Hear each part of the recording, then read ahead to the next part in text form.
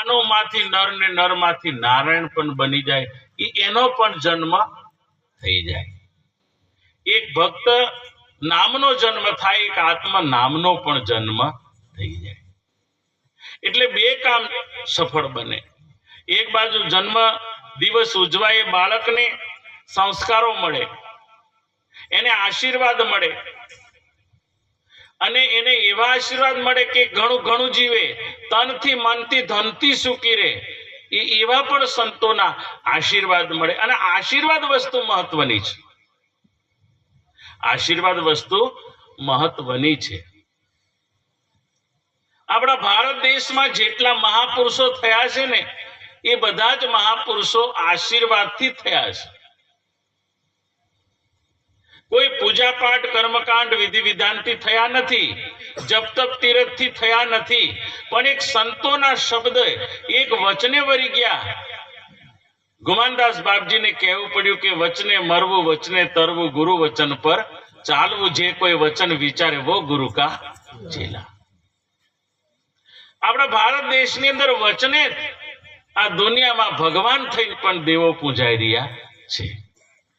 એટલે બાળકને વચન મળે, બાળકને આશીર્વાદ મળે, એનું જીવન ધન્ય બની જાય. સાથે સાથે આપણે આવા ભજન કીર્તનમાં આવીને બેસીને સંતોના શબ્દો સાંભળીએ અને એ શબ્દોનું રસપાન કરીને જો આપણા જીવનમાં એને આપણે આચરણ કરીએ, એનું મંથન કરીએ, તો જીવનમાં આપણો પણ ઉદ્ધાર થાય, આપણો પણ જન્મ થઈ જાય.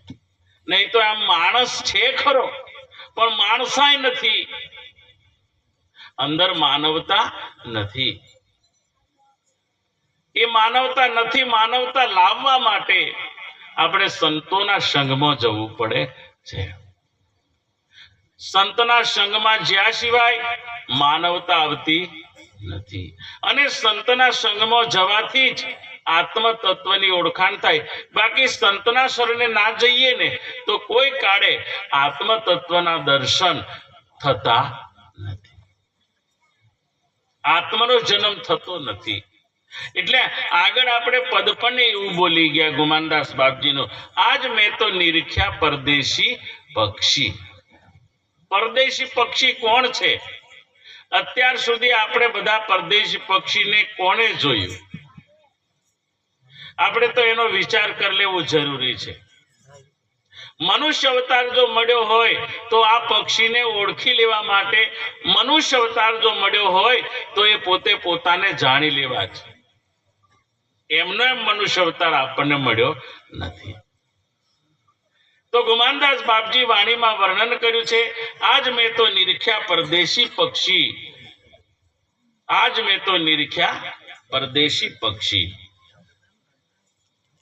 બહુ સરસ પદની અંદર વર્ણન કરે છે, દેહી દેવળમાં દિયા દે ધારા, પૂર્ણ પદ પ્રકાશી.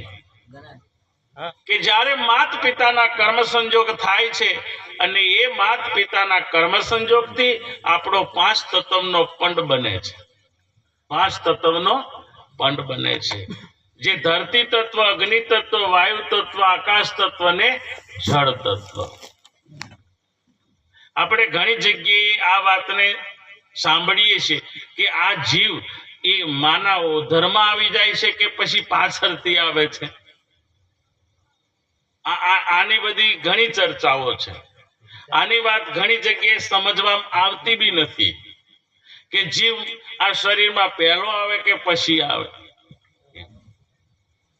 ઘણી વાર એવું પણ થાય છે કે કેટલા એમ કહેવામાં આવે છે કે ભાઈ ખાતો નથી, પીતો પણ નથી, અજર ને અમર જીવે, એવું આપણે વાણીમાં પણ બોલી ગયા. પણ જ્યારે માણસ મરી જાય છે અને મર્યા પછી એને બેનો ઘરમાં ઊંઘાડ્યો હોય ને તો ત્યાં એને બેનો કોરી દે. આપણી સમાજમાં આવો કાયદો છે કે કોઈ જગ્યાએ હોય અથવા ની, પણ અમારી બાજુ આવું ચાલે કે એને છેલ્લે છેલ્લે જમાડો. એટલે બધી બહેનો અંદર